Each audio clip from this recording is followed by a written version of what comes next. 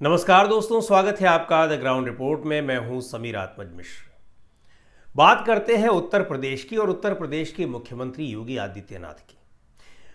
विधानसभा में उन्होंने एक जानकारी दी और कुंभ को लेकर बहुत काफ़ी उत्साहित है वो, जबकि इसी कुंभ को लेकर कितनी बार उनकी भद्द पिट चुकी है, सरकार की भद्द पिट चुकी है, हास्यास्पद बातें तक कह गए हैं, लेकिन वो लगातार कहते जा रहे हैं। और इसमें सबसे बड़ी बात, महत्वपूर्ण बात यह है जिसकी अभी हम चर्चा करेंगे भी, कि आखिर ये सब कहने की, ये सब बातें करने की उनको सलाह कौन देता है, ये सब आंकड़े उनके पास कौन लाता है, सलाहकार लोग क्या सोचकर योगी जी से ये बातें कहलवाते हैं कि बाद में उनकी खिल्ली उड़ाई जाए, लोग हंसी उड़ाएं, वो खुद अपने ही कई बातों के जाल में फंस कर रह जाए।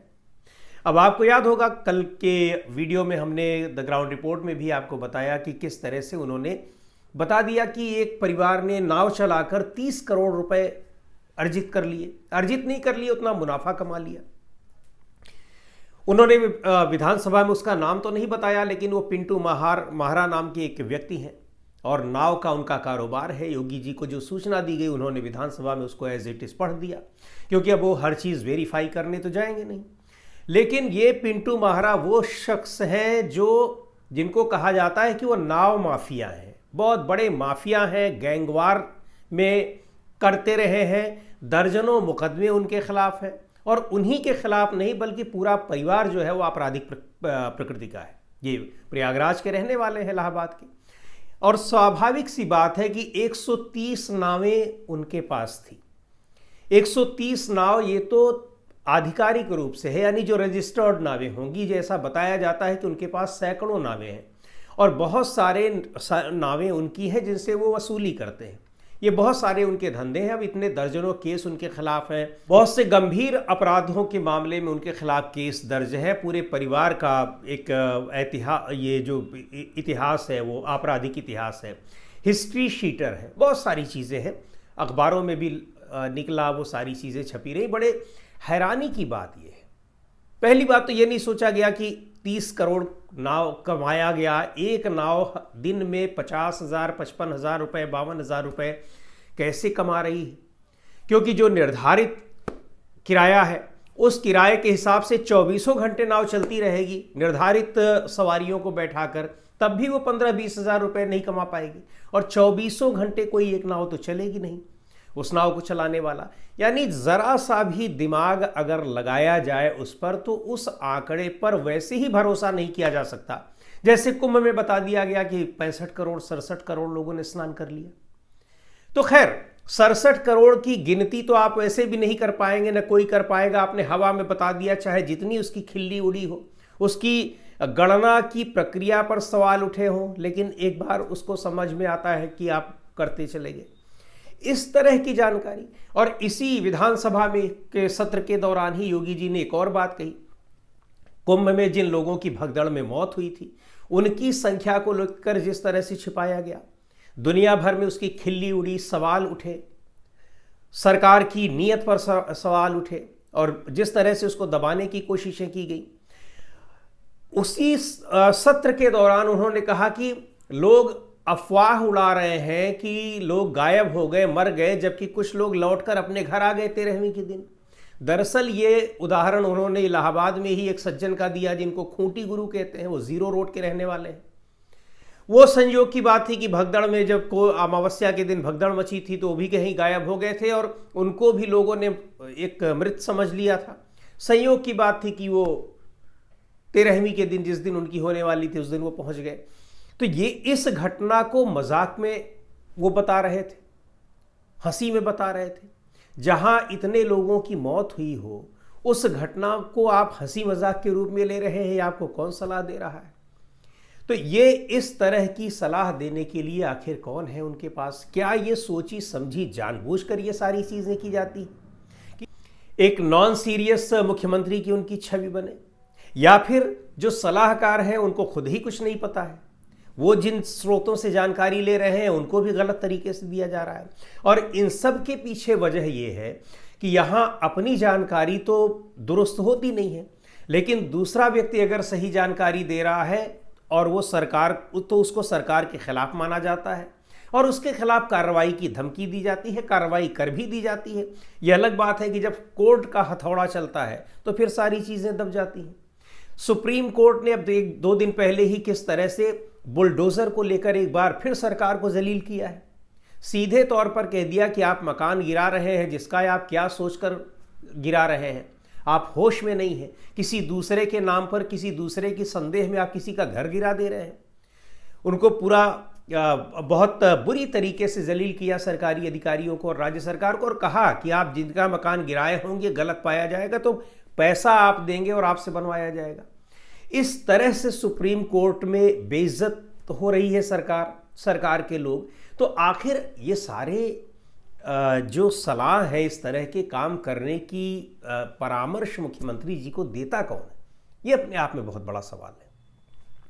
सलाहकारों की बात करें तो मुख्यमंत्री योगी आदित्यनाथ की जो कोर टीम है, तमाम उसमें ब्यूरोक्रेट्स हैं, सलाहकारों में बड़े आईएएस ऑफिसर हैं, कुछ रिटायर्ड ऑफिसर्स भी हैं, इसके अलावा कुछ पत्रकार भी हैं, कुछ एकेडमिक जगत के लोग भी हैं, पढ़ने पढ़ाने का काम करते रहे हैं। इस तरह के लोग उनके सलाहकार हैं। लेकिन वास्तव में ये सलाह इस तरीके की उनको दी जाती है कि उनको जो चीज़ अच्छी लग रही हो बस वही बताया जाता है। बाहर क्या चीज़ दिख रहा हो और वही चीज़ें लिखवाई जाती हैं, कुछ अखबारों से, कुछ चैनलों से वो दिखाई जाती हैं, वो ले जाकर उनके सामने परोस दिया जाता है। जो सच्चाई दिखाते हैं लोग, उनको कहा जाता है कि हमारे विरोधी हैं, जानबूझकर ऐसा दिखा रहे हैं और गलत दिखा रहे हैं, फर्जी दिखा रहे हैं, जबकि बाद में वो सारी चीज़ें उन्हीं की फर्जी साबित होती हैं। तो ये इस तरह से सरकार चला रहे हैं जैसे एक गिरोह चला रहे हो, इस तरह से ऐसा मालूम पड़ता है। अब ये ताज़ा तरीन जो एपिसोड है जिसमें उन्होंने पिंटू महारा का मामला है, आखिर पूरे इलाहाबाद को पता है उस व्यक्ति के बारे में। कोई ऐसा नहीं होगा जो इस इलाके का जो उसको न जानता हो। कितने बार गैंगवार हुआ है, कितने उसके खिलाफ मुकदमे दर्ज हैं। और तो और जब योगी जी ने कह दिया तो उनकी जो अपने करीबी मीडिया के लोग हैं, उन लोगों ने उस पिंटू महारा की कहानी क्या छापनी शुरू कर दी। उन्होंने ये कहा कि किन परिस्थितियों से उसने 130 नावों को खरीदा, किन परिस्थितियों में उसके पूरे परिवार ने इसमें मदद की, गहने तक बेच दिए गए। ये खबरें छपी हैं। ये तो अगले दिन जब पता चला और कुछ अखबारों ने इसको छापा, उसकी पूरी हिस्ट्री शीट निकाल कर रख दी कि ये व्यक्ति तो हिस्ट्री शीटर है।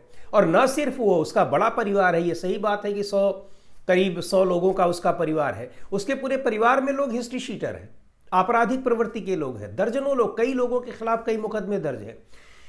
उस व्यक्ति की बात योगी जी विधानसभा में कर रहे हैं और कितने मतलब एक उपलब्धि के तौर पर ले रहे हैं।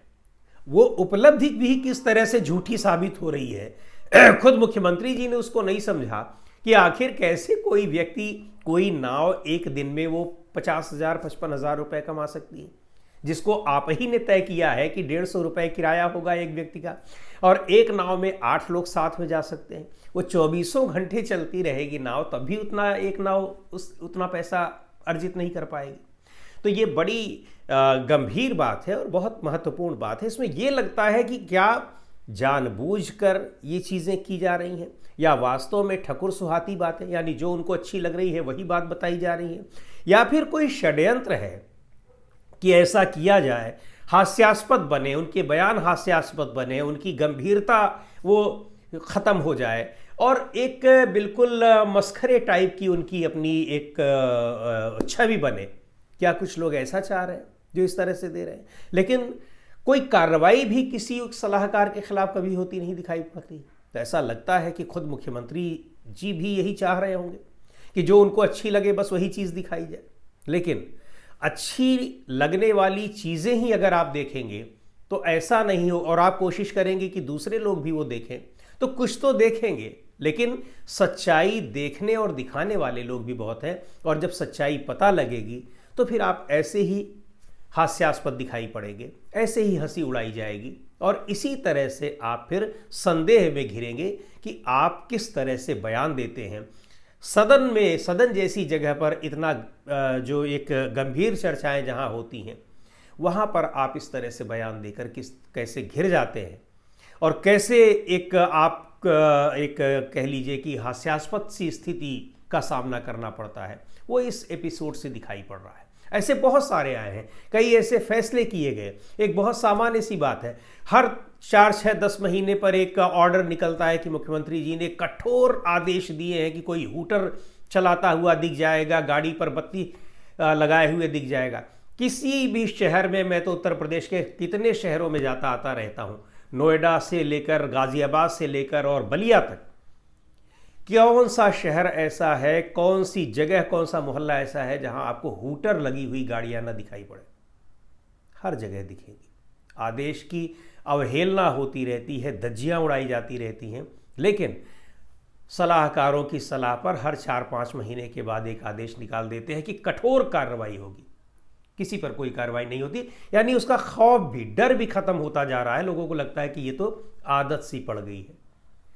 तो फिर सलाहकार थोड़े ठीक रखिए मुख्यमंत्री जी, जो आपको कम से कम इस तरह की सलाह दें। आपकी अपनी खुद की छवि और एक मुख्यमंत्री के तौर पर छवि वो खराब ना होने पाए, वो एक नॉन सीरियस व्यक्ति की, नॉन सीरियस मुख्यमंत्री की छवि न बनने पाए, इसका ध्यान आपको रखना चाहिए।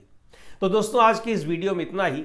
अगले वीडियो में फिर मिलेंगे एक नए विषय के साथ, एक नए मुद्दे के साथ। द ग्राउंड रिपोर्ट के यूट्यूब चैनल को आपने अब तक सब्सक्राइब न किया हो तो ज़रूर कर लें। हमारे वीडियोस को लाइक करें, शेयर करें, अपने सुझाव भी दें। धन्यवाद।